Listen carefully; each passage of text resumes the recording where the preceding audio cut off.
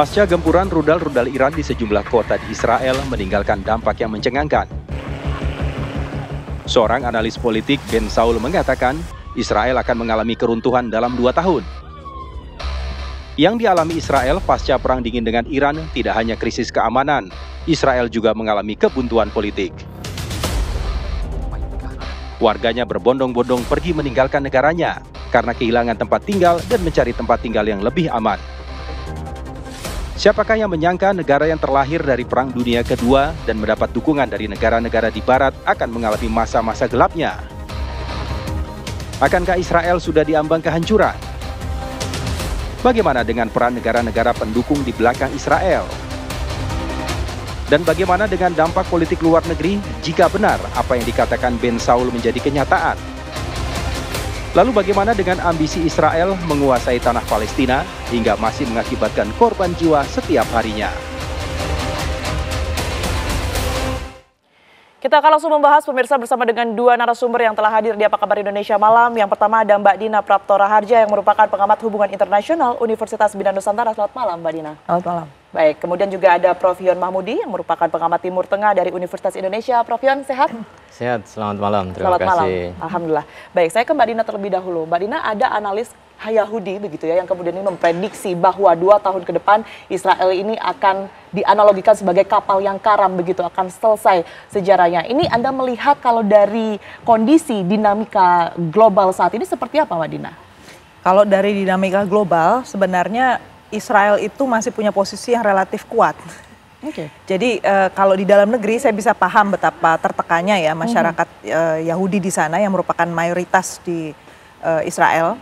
Sehingga saya kira mereka juga sudah mulai terbelah dan sangat-sangat ingin mengakhiri peperangan ini.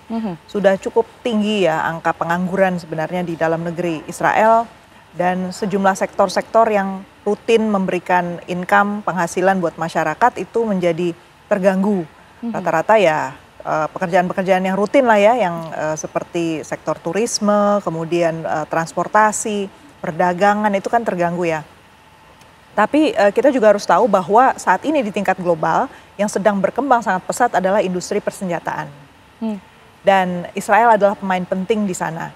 Dan satu lagi gambar yang harus kita tidak lupakan manakala kita bicara soal Israel adalah Amerika Serikat.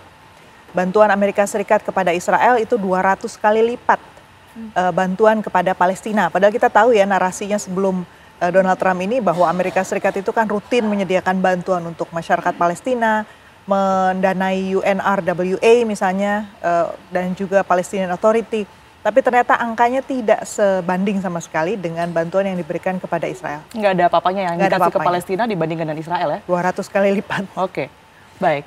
Jadi kalau kita lihat prediksi yang tadi, kalau saya melihat Israel itu negara yang unik lah. Jadi boleh dikatakan dia ada di politik global itu untuk satu alasan tertentu juga. Jadi bukan kemudian bisa serta-merta hilang selama dia masih didukung untuk ada karena dia dianggap penting untuk sebagai bagian dari geopolitik di tingkat global, maka dia akan tetap ada. Oke, artinya dia juga akan memanfaatkan dalam hal ini Israel ya, perang ini untuk terus meningkatkan perekonomiannya, seperti itu juga Mbak Dina?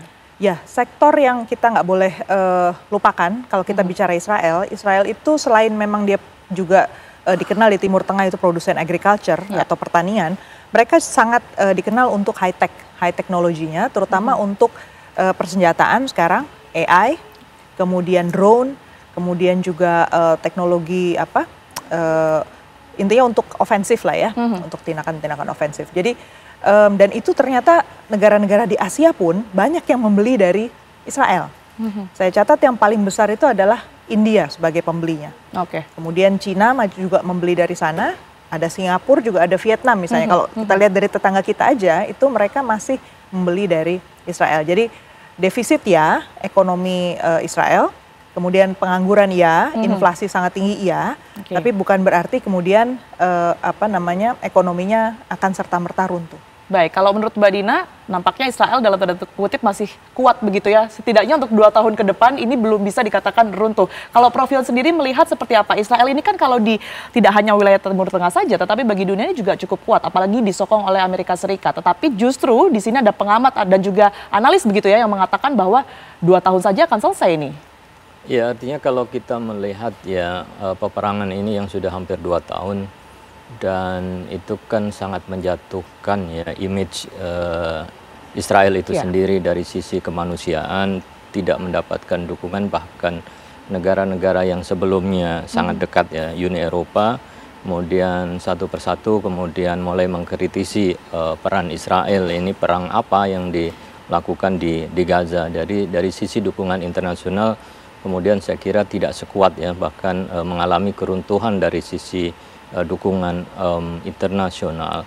Kemudian tentu Amerika yang memang sangat kuat ya mendukung Israel karena alasan historis ya, cukup panjang, tetapi juga kemudian publik di Amerika mulai mengkritisi ya bantuan-bantuan Amerika terhadap Israel, dan Amerika dianggap terlibat atau komplisit ya terhadap ya, tragedi yang disebutnya sebagai genosida. Nah, saya kira dari aspek keruntuhan secara strategik itu ya, itu memungkinkan menurunnya kekuatan dari Israel ya, ditambah tadi secara ekonomi, kemudian banyak mereka yang tidak bekerja karena harus masuk ya sebagai tentara cadangan, kemudian pastikan dalam waktu 2 tahun walaupun mendapatkan bantuan dana dari pemerintah, tapi itu kan sangat menyedot ya banyak ekonomi, termasuk juga tentara yang meninggal ya, mungkin 1000-an, belum lagi yang terluka gitu ya, 16.000 sekian. Itu kan kedepannya tentu akan menjadi beban berat ya bagi suatu negara. Kalau kemudian nanti Amerika mulai memperhitungkan untuk tidak memberikan bantuan secara kuat, ini kan juga menjadi persoalan, maka jalan keluarnya kan dengan melakukan gencatan senjata. Dari fakta-fakta yang kemudian dijabarkan oleh Pak Yon, apa kemudian ini yang bisa digunakan sebagai indikator begitu ya, setidaknya secara ekonomi, sosial maupun juga politik yang menandakan bahwa sebenarnya Israel tidak sekuat itu? Ya, dari sisi keamanan saya kira kan ada koreksi ya, teknologi high-tech yang digunakan oleh Israel ternyata kan juga kebobolan ya ketika menghadapi Iran. Ini kan dari sisi image ya, persenjataan Iron Dome yang itu dibanggakan, tetapi kan juga pasti akan menurunkan ya kualifikasi dan juga kredibilitas ya sebuah sistem pertahanan ketika bisa dihancurkan. Dan Tel Aviv kemudian Haifa yang itu menjadi sumber ekonomi ya, attack-nya itu kan ke sumber-sumber ekonomi, dan tidak sekedar perang biasa menghancurkan sarana militer, tetapi juga akan ditujukan pada sumber-sumber ekonomi. Nah, ini saya kira dari pengalaman dengan Iran kemarin menjadi faktor ya terjadinya penurunan dari Israel. Dan kalau kemudian dikatakan 2 tahun lagi ke depan ya akan mengalami kehancuran, ya tentu mengarah kepada degradasi ya, tidak sekuat yang dibayangkan dalam region ya, kawasan Timur Tengah. Negara-negara Arab itu nggak ada yang berani melawan Israel gitu ya, hanya yang nekat saja, dan yang nekat itu adalah Iran gitu ya. Dan Iran kemudian ya dalam somehow bisa membuktikan bahwa dia juga bisa melakukan attack terhadap Israel. Saya kira ini juga pukulan yang kuat. Baik, Mbak Dina, sebenarnya kalau dilihat, Mbak Dina kan percaya bahwa sebenarnya Israel masih kuat begitu. Jadi narasi ini dimunculkan, ini karena memang ada kritik yang terjadi di dalam negeri begitu ya, terpecahnya masyarakat yang kemudian ini dipimpin oleh Netanyahu, atau memang ada krisis yang memang saat ini sudah terlihat dan menjadi ancaman untuk Israel? Kalau saya melihat Israel ini negara demokrasi, basisnya parlementer dan partainya banyak. Dan partai yang sedang berkuasa sekarang adalah kanan. Dan partainya bukan cuma satu ya, ada banyak partai kanannya. Dan partai kanan itu juga warna-warni. Partainya Netanyahu itu partai yang cenderung center right. Jadi tengah tapi kanan. Jadi awalnya dia bisa naik itu karena dia bisa meraih suara-suara orang-orang yang moderat sebenarnya. Tapi kemudian ketika dia berkuasa, dia mulai membangun koalisi kerjasama dengan partai-partai yang lebih ke kanan. Nah, kanan di Israel itu agak unik juga, karena variasinya juga lumayan antara bagian militer, ada yang memang unsur-unsurnya militer, tapi ada juga kelompok-kelompok yang sebenarnya relatif kurang mampu secara ekonomi. Jadi kelompok-kelompok ortodoks di Israel itu juga merupakan kelompok yang paling miskin juga di Israel. Mereka inginnya apa? Punya satu privilege gitu ya. Karena mereka inginnya berdoa, kemudian beribadah, dan itu saja yang mereka lakukan dan tidak ikut wamil misalnya. Jadi itu satu, kita harus membayangkan bahwa yang mengkritik itu berarti bukan seluruh bagian dari Israel, tetapi juga bisa dikatakan bukan berarti nggak signifikan gitu. Karena kelompok-kelompok yang lebih lebih ke kiri, nah itu yang sekarang sedang berusaha untuk membangun satu narasi bahwa yang kanan ini udah nggak bisa dipertahankan lagi. Kalau saya ngelihat dari sisi demokrasi seperti itu. Tapi kalau dari sisi geopolitik, kita mau tarik yang lebih besar, saya mau kasih gambaran lebih lengkapnya begini. Karena Israel itu sebenarnya berusaha untuk menyerang sejumlah negara-negara tetangganya. Bukan hanya Iran, tapi juga Lebanon, ya, betul. Kemudian Suriah. Dia bahkan sudah membuat satu narasi tersendiri untuk menjelek-jelekkan gitulah, Turki misalnya. Itu dengan berbagai alasan dia menggunakan cara untuk menunjukkan bahwa cara-cara yang dipakai oleh kelompok kanan ini, yang notabene itu militeristik, itu punya alasan atau harus didukung secara politik. Artinya ini masih jadi komoditas politik kan di dalam negeri Israel. Dan kita lihat dalam perdebatan di Knesset, di parlemen, itu keputusan terakhir itu adalah untuk meniadakan tepi barat juga. Jadi bukan cuma Gaza. Artinya kita memang satu sisi pengen ya bahwa ini segera berakhir, tapi sisi lain kita juga harus waspada karena cara mainnya dan gambar yang lebih lengkap itu tidak serta-merta mengatakan seperti itu. Jadi kita jalur diplomasinya juga harus agak beda lah ya. Oke, baik. Pak Yon, bagaimana kemudian ini dengan adanya ambisi dari Israel yang mungkin tadi sudah disinggung ya oleh Mbak Dina ya. Ini ingin tidak hanya Palestina tapi juga menggempur negara-negara di Timur Tengah begitu sebagian besar. Tapi dijawab saja dah, Pak Yon, kita akan kembali untuk Anda sesaat lagi. Kembali di Apa Kabar Indonesia Malam, pemirsa, saya akan langsung ke Prof Yon. Tadi ada pertanyaan yang terputus. Prof Yon, ini bagaimana kemudian dengan ambisi Israel untuk terus melakukan penggempuran ya, nampaknya tidak hanya ke Palestina, tetapi juga hubungan yang semakin panas dengan sebagian negara di Timur Tengah? Ya, kalau kita lihat semangat Zionis ya, Yahudi Zionis Israel yang menginginkan the Greater Israel, yang wilayahnya itu kan tidak hanya wilayah Israel saat ini, tetapi kan membayangkan juga ya ekspansi ke Mesir, Lebanon, ya Jordan dan lain sebagainya. Nah, itu bisa terrealisasi dengan adanya ideologi perang gitu ya, karena perang itu menjadi salah satu urat nadinya untuk terus dijalankan. Maka kalau saya melihat dari sisi kehancuran itu kan sebenarnya lebih kepada prediksi untuk ideologi Zionisnya.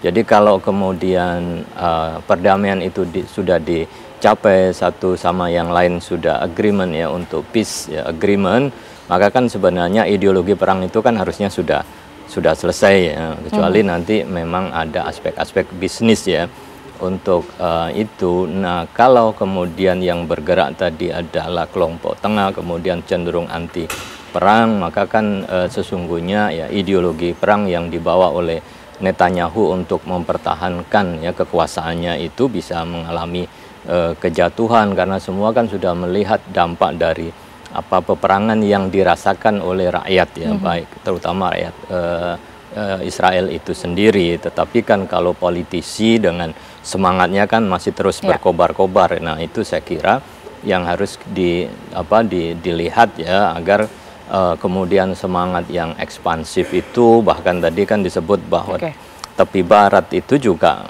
dalam perspektif Israel kan wilayah mereka, tetapi kan dunia internasional menolak. Nah, aspek itu saya kira perlu untuk dilihat. Baik, tapi Prof Yon, kalau toh narasi yang kemudian dimunculkan keruntuhan Israel 2 tahun lagi ini adalah benar begitu ya, apakah kemungkinan serangan Israel ke Gaza, Palestina ini juga bisa mempercepat terwujudnya hal tersebut, mengingat banyak negara juga yang sudah mengecam? Ya, artinya ini kan keruntuhan doktrin hard power ya, militer begitu ya, yang itu tidak bisa menyelesaikan masalah. Justru kemudian pendekatan soft power itulah yang akan menang kan gitu ya. Jadi kalau Amerika itu kan juga sangat bangga, sangat merasa percaya diri dengan militernya ada di mana-mana gitu ya. Tetapi perkembangan ke depan nampaknya kalau saya melihat lebih kepada soft power, diplomasi, kerjasama gitu ya, yang orang akan lebih mau bersama-sama kalau ditawarkan kerjasama ekonomi, bukan diberikan ancaman, paksaan, diinvasi dan lain sebagainya. Nah, dari sisi ideologi perang itu mengalami kehancuran ya bisa saja karena tren ke depan kecenderungannya adalah untuk membangun ya kerjasama dan diplomasi dan bukan untuk berperang. Mudah-mudahan begitu. Oke, baik. Kalau dari pandangan Mbak Dina sendiri seperti apa? Apakah kemudian isolasi diplomatik ini juga bisa mempercepat terwujudnya begitu ya? Kalaupun benar ini narasi kehancuran dari Israel yang diprediksi 2 tahun lagi? Isolasi itu dilakukan juga terhadap Iran, terhadap Rusia, terhadap North Korea atau Korea Utara, dan sampai sekarang mereka masih ada. Ya itu, jadi bertahan begitu. Bertahan saja. Justru bukannya semakin mati, tapi mencari jalan terus. Tetangga kita tuh, Vietnam, 50 tahun lebih mereka terjerat dalam perang, dalam situasi yang embargo dan sama sekali tidak diuntungkan secara ekonomi. Tapi apa yang kita lihat, mereka justru makin makin semangat ya membuat reformasi, makin aneh-aneh reformasinya itu yang mereka lakukan demi keluar dari tekanan-tekanan eksternal. Jadi kalau kita ngelihat politik global, sebenarnya satu hal yang harus kita petakan itu adalah ada wilayah-wilayah di dunia itu yang memang nasibnya atau kita bilang ya destiny-nya itu memang akan selalu menjadi tempat yang cenderung panas. Timur Tengah itu kenapa panas? Saya kira selama paling nggak 10-20 tahun lagi ke depan juga masih akan cenderung panas karena satu, resources mereka, sumber daya alam mereka itu dalam proses transisi ke energi terbarukan kan. Di tingkat global itu semua bergerak ke sana. Tapi mereka kan belum selesai nih diversifikasi ekonominya. Dan diversifikasi ekonominya ke arah mana gitu. Kalau mereka nggak lagi bergantung pada petrodolar mereka mau dipakai untuk apa? Terus mereka untuk energinya mau dari mana? Nuklir, makanya bolak-balik karena mereka nggak punya resources yang lain. Maksudnya dia beli batu bara dari Indonesia atau dari mana kan nggak mungkin. Atau dia mau pakai resources angin atau apa, sepertinya nggak memungkinkan gitu di sana ya, atau panel surya gitu. Jadi nuklir makanya. Nah, padahal mengelola resources energi yang besar untuk industrialisasi, apalagi kita tahu semua alat-alat teknologi itu makan energi yang sangat besar. Bahkan kripto atau teknologi-teknologi tinggi itu semua pasti makan energi yang besar. Gimana caranya solusinya? Jadi sebenarnya ke depan itu harus dibayangkan ada negara-negara yang memang harus saling menggentarkan satu sama lain supaya mereka tidak adu. Tapi mereka memang sulit untuk dianggap murni bisa bekerja sama secara ekonomi seperti kita di Asia misalnya. Jadi kalau di Asia kita harus dorong itu bisa kembali lagi normal, kerjasama berbasis kolaborasi, sharing. Tapi kalau di Timur Tengah kemungkinan besar kecenderungannya itu masih akan kubu-kubu. Nah itu yang harus kita cari rumusnya sebenarnya dalam diplomasi. Maka kita harus pantau. Saat ini saya coba dorong orang untuk melihat Amerika Serikat dan Uni Eropa karena pergerakan di sana sangat dinamis. Demikian pula kalau di Asia lihat Tiongkok. Karena pergerakan mereka untuk mengambil alih peranan Amerika Serikat di PBB itu juga semakin nyata. Jadi mau dibawa kemana itu harus kita cermati. Baik, itu antara Israel dan juga negara-negara yang kemudian ini berpotensi baik itu menjadi ancaman ataupun juga secara tidak langsung berada di belakang Israel begitu ya, tidak hanya Amerika saja. Tapi kalau kita melihat di dalam negerinya saja, tadi mungkin sudah dibahas di awal Mbak Dina, ini kan sudah ada perpecahan begitu ya antara masyarakatnya. Apakah ini juga bisa sebagai indikator bahwa sebenarnya Netanyahu sudah tidak dipercaya lagi di sana? Netanyahu memang sudah tidak dipercaya lagi sebenarnya. Sebagian besar, makanya dia sulit membentuk mayoritas. Kalau di sana kan sistem parlementer berarti kan Perdana Menteri harusnya didukung oleh koalisi mayoritas. Nah dia kan gagal membentuk mayoritas. Ini hang parlemen yang gantung gitu kan. Jadi sebenarnya orang nunggu-nunggu ada pemilu lagi. Itu jadi dari sisi itu benar. Cuman masalahnya kok karena dia masih di backup oleh Trump dan saya kira ini momennya buat dia. Satu-satunya cara sekarang adalah desak Trump sedemikian rupa sampai dia mendapatkan segala yang dia butuhkan. Apalagi dia ibaratnya nothing tulus ya. Kalau dia turun dari jabatan kemungkinan besar akan masuk ke Mahkamah Internasional dan ditangkap. Jadi ya udah selesaikan apa yang dia mau, tunjukkan segala yang dia bisa gitu. Jadi itulah kenyataannya.